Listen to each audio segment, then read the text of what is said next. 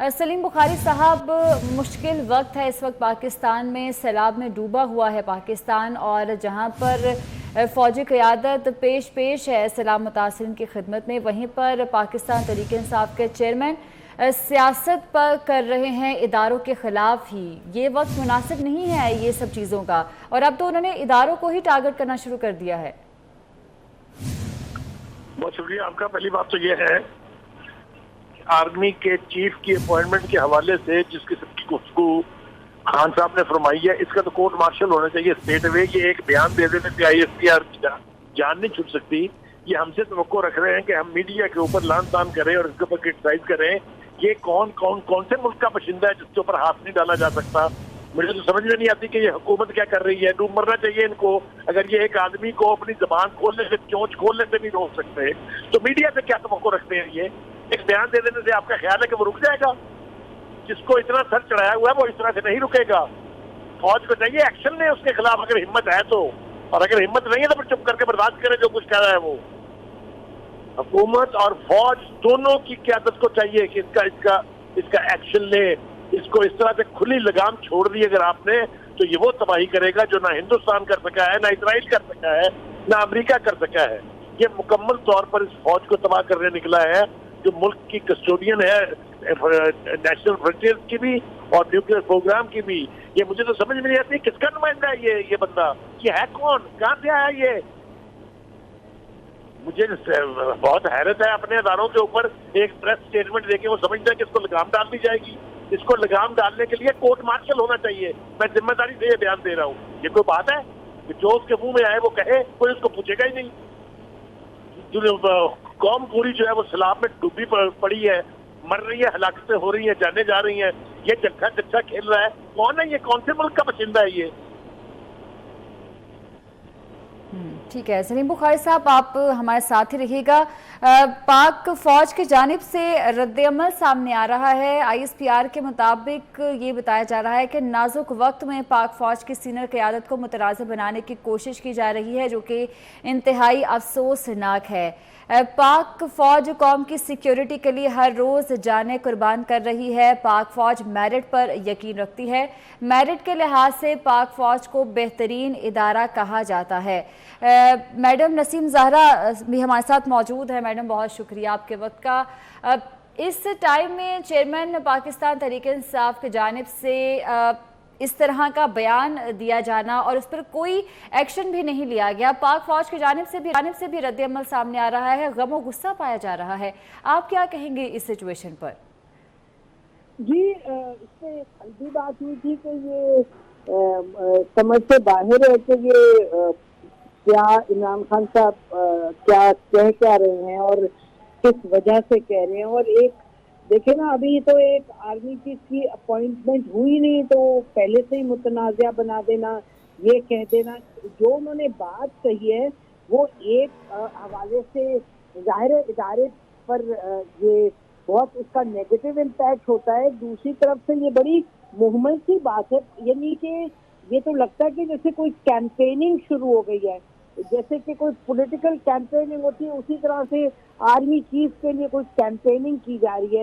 ये इमरान खान साहब, यानी वो तो आप कह रहे हैं ना कि जिसको भी अब ये प्रेजेंट गवर्नमेंट बनाएगी आर्मी चीफ, इनके कहने के मुताबिक वो ऐसे शख्स होंगे जो कि कुछ कह नहीं सकेंगे अगर हुकूमत में बेईमानी और चोरी और ये चीजें होंगी। ये तमाम बातें जो इमरान खान साहब की जो अपनी सियासत है, उस सियासत को लेके वो आगे अपनी सियासत को बढ़ा रहे हैं। देखिए, जाहिर सब चाहते हैं कि मुल्क में एक काबिल आर्मी चीफ हो। अच्छा, बात यह है कि ये आर्मी का एक सिस्टम बना हुआ है, जिस सिस्टम में अब आप जिस तरह का सिस्टम है उसमें आप बहुत से टेस्ट से, बहुत से स्टेजेस से गुजर के आप टॉप लेवल पे आते हैं। अच्छा, टॉप लेवल पे आके उनमें से आप एक को चूज करते हैं।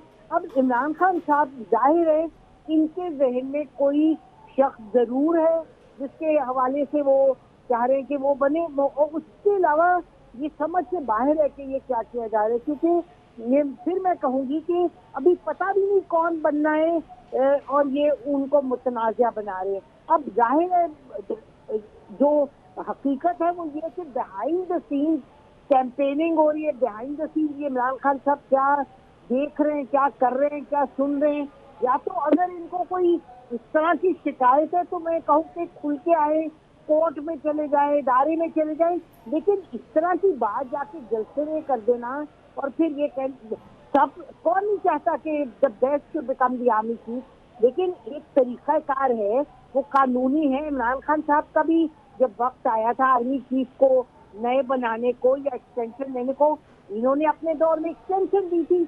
अच्छा, अब इन्होंने अपना इस्तेमाल किया था जो इनका अथॉरिटी थी। इसी तरीके से अब जो हुकूमत है वो तो अपनी अथॉरिटी उसके पास है to appoint the army chief. लेकिन अब ये मैं फिर कहूंगी, ये हम पाकिस्तान की तारीख में पहली दफा देख रहे हैं कि एक ओपन कैंपेनिंग हो रही है फॉर और अगेंस्ट। हमें मालूम है कि हमेशा जो आर्मी चीफ अपॉइंट होते हैं, जो प्राइम मिनिस्टर होते हैं, डिसाइड कर रहे होते हैं, वो अपना देखते हैं लेवल ऑफ कंफर्ट, कॉम्पिटेंस, क्योंकि जहाँ तक कॉम्पिटेंस का ताल्लुक है 5 जो टॉप होते हैं वो टेस्ट से गुजर के कॉम्पिटेंट ही बनते, तो वो कॉम्पिटेंट होते हैं तो वहाँ आते हैं। लेकिन फिर ये देखा जाता है कि कौन किसके साथ कंफर्टेबल है, नहीं है। इमरान खान साहब इस सब चीजों से वाकिफ है, लेकिन इन्होंने अब ये चीज डाल दी इसमें कि जी जो चोर और पैसा खाया है और ये हुआ है, तो ये लोग जो हैं मौजूदा हुकूमत ये ऐसे लोगों को, ऐसे आर्मी चीफ को लाएगी जो उनको प्रोटेक्ट करेगा इनकी ये बातों को। तो ये बिल्कुल सोच समझ से बाहर है। यानी कि हर आप इदारे को मुतनाज़ा बना दें। हम उनमें से हैं, हमारे प्लेटफॉर्म से हम कहते रहे चैनल 24 से कि इदारे बेहतरीन तरीके से, क्रेडिबल तरीके से चलने चाहिए, यकीनन ऐसे ही होना चाहिए। लेकिन ये क्या, ये तो सियासत है, मेरी सियासत है और उसके अलावा तो और कुछ है नहीं। और ऐसी सियासत है जो कि मतलब चीजों को मुतनाज़ा बनाती है, एक आर्मी चीफ के पोजीशन को मुतनाज़ा बनाती है। मैं ये नहीं कह रही कि आप इदारे के में जहाँ मसाइल हो उसको क्रिटिसाइज ना करें।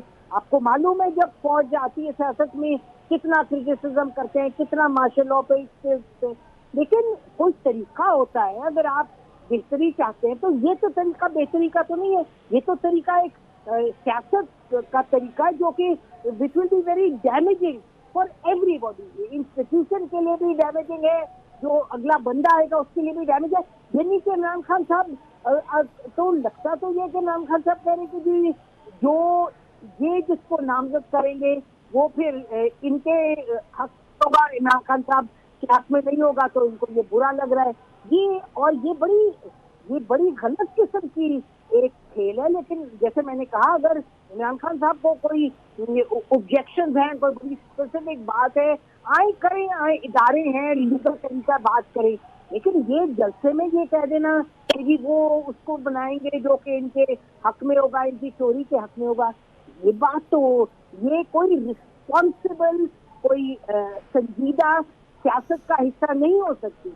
ये गलत तरीका है। अगर आपको ये गलत तरीका बिल्कुल, और ये डैमेजिंग तरीका है और इसको ही बिल्कुल मजम्मत करनी चाहिए। अब ये मैं सुन रही थी ये बात कि जी इस पर एक्शन लेना चाहिए और इनके खिलाफ करना चाहिए। और अब बात यह है कि आप इदारा, अगर इस तरह की बात करने से इदारा मुतनाज़ा होता है, शख्स मुतनाज़ा होता है, आर्मी चीफ मुतनाज़ा होते हैं अगले, और अगर इस पे कोई कानून है, मैं फिर रिपीट करती हूँ, अगर कोई कानून है, उस कानून के तहत ये चीज रेज की जा सकती है, या कोर्ट में अगर किसी ने उठाना है ये सवाल, उठा तो सकते हैं, कंसर्न शहरी उठा लें सवाल के जी क्यों इमरान खान साहब कर रहे हैं, ये भी किया जा सकता है। इमरान खान साहब आके अपनी बात बयान करें और कोर्ट में पूछा जाए कि क्यों आप कर रहे हैं। मतलब कि देखिए, ना मीडिया इस बात को रोक सकता है और ना किसी हतमी नतीजे पर पहुंचा सकता है। और इमरान खान साहब जो कर रहे हैं, जैसे मैंने कहा, मुझे लगता है कि इसमें ना कोई समझ है, ना कोई इसका फायदा है, नुकसान ही नुकसान है। तो इसका अगला स्टेप, अगर ये इस तरह का कदम है जिससे नुकसान ही नुकसान है, तो नेक्स्ट स्टेज है, ठीक है, कोर्ट में इमरान खान साहब भी आगे बता दें जी मैं क्यों कर रहा हूँ, उनसे पूछा भी जाए कि भैया आप क्या कर रहे हैं, अगर इस तरह का कोई कानून मौजूद है। बिल्कुल, एक अगर कानून मौजूद है तो ऑब्जेक्शंस को कोर्ट के सामने बेहतर तरीके से लाकर बयान किया जाए, बल्कि ना कि ये किया जाए कि एक सरेआम जो है मुतनाज़ किया जाए किसी भी अपॉइंटमेंट को या किसी भी इदारे को। मैडम हमारे साथ ही रहिएगा। नवीद चौधरी साहब भी हमारे साथ मौजूद हैं। सर, बहुत शुक्रिया आपके वक्त का। कहा जाता था कि पहले के गालम गलोच की सियासत को प्रमोट कर रहे हैं इमरान खान, मगर अब हमने देखा कि कुछ अरसे से वो इदारों को टारगेट करते हैं और अब वो पर्सनस को टारगेट करने लगे हैं। अपॉइंटमेंट जो कि बहुत ही कॉन्फिडेंशियल एक फैसला होता है, उसे सरेआम लोगों के सामने बात करना और पहले से अपॉइंट होने से पहले ही पर्सन को मुतनाज़ बना देना अवाम के सामने, क्या मकसद हो सकता है? क्या वाकई वो कोई कैंपेन चला रहे हैं? क्या समझते हैं आप इसको?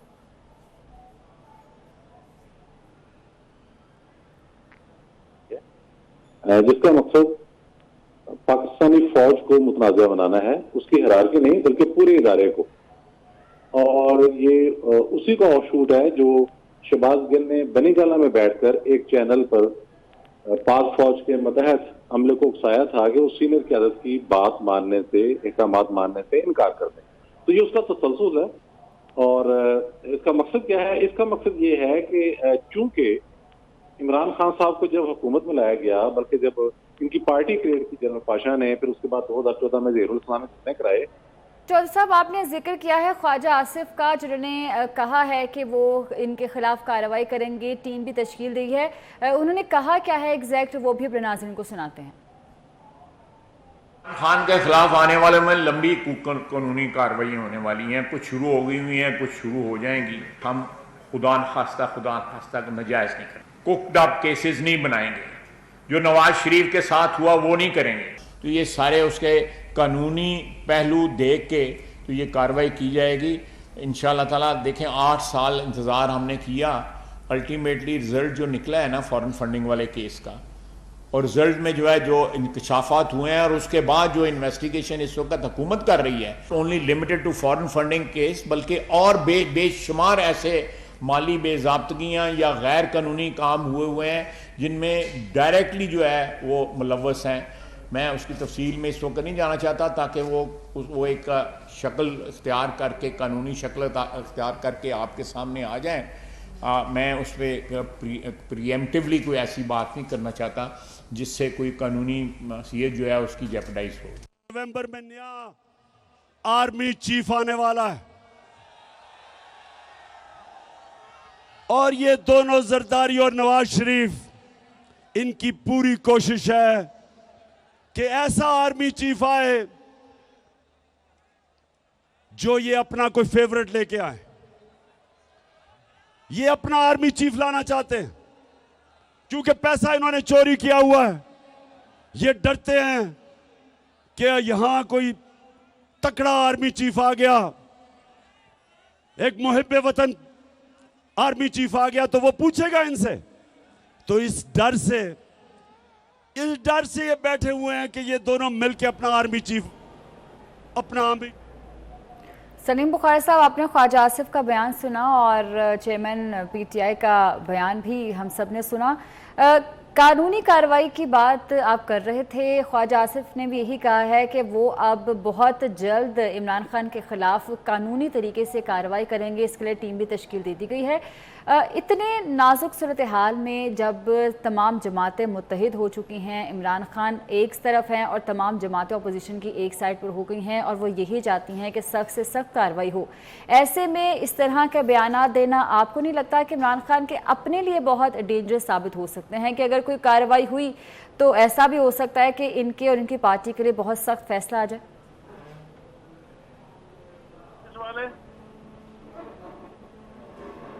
जी सलीम बुखारी साहब, आप सुन पा रहे हैं मुझे? जी मैं हूँ, सुन रहा हूँ। आपको मेरी आवाज आ रही है? जी जी, हम सुन पा रहे हैं आपको। देखिए, गुजारिश ये है कि ये जो जिस तरह की आई वॉश की बातें की जा रही है ना, ये कि जी वो देखेंगे, हम इसको देख लेंगे, ये बड़ा हमें अफसोस है, बड़ा गम गुस्सा पाया जाता है, इससे उसकी सेहत पर असर होने वाला नहीं है। ये सर भी फौज नहीं चढ़ाया इसको, इसकी गर्दन पकड़नी पड़ेगी इनको, इसके बगैर कोई चारा नहीं है। ये सुबह से शाम तक सारी दुनिया को चोर कहता है, सबसे बड़ा चोर खुद है, बहन इसकी चोर है, बीवी इसकी चोर है। ये कैसे कह सकता है किसी दूसरे को चोर? इसको तकलीफ ये है कि इसकी मर्जी का आर्मी चीफ ना आया तो इसकी गर्दन की पकड़ होनी है। मैं तो बिल्कुल ईमानदारी से और संजीदगी से ये मुतालबा कर रहा हूँ फौज की क़यादत से कि इसको पटा डालें। ये जो खुला छोड़ के हमारे सरों पर सवार कर दिया है, इसको पटा डालें। अगर पटा न डाला ये आपको काटेगा। ये बिल्कुल इसके बारे में कोई रियायत नहीं होनी चाहिए। ये किसी के मामे का पुत्र नहीं है। ये इस वक्त फॉरेन एजेंडे पे ये कहता है इम्पोर्टेड गवर्नमेंट है, he is an imported leader himself. ये कर रहा है वो हिंदुस्तान की नुमाइंदगी यहाँ, ये कर रहा है इसराइल की नुमाइंदगी यहाँ, ये है उनका एजेंट यहाँ। ये कैसे किसी दूसरे के ऊपर उंगली उठा सकता है? कोई इसको ख्याल नहीं है, इसको कोई तमीज नहीं है। असल में तमीज की कमी है। He is not a statesman. जिसने अपने पीछे जिस तरह के जंग लड़के लगाए हुए, कल को उनको लगाम देनी मुश्किल हो जाएगी, इसलिए कि उनको बर्बाद कर रहा है, उनको तबाह कर रहा है, उनके कैरियर से खेल रहा है ये बंदा। इसको लगाम जितनी जल्दी दे उतना ही बेहतर है, वरना ये तबाही करेगा। मैं बता रहा हूँ आपको।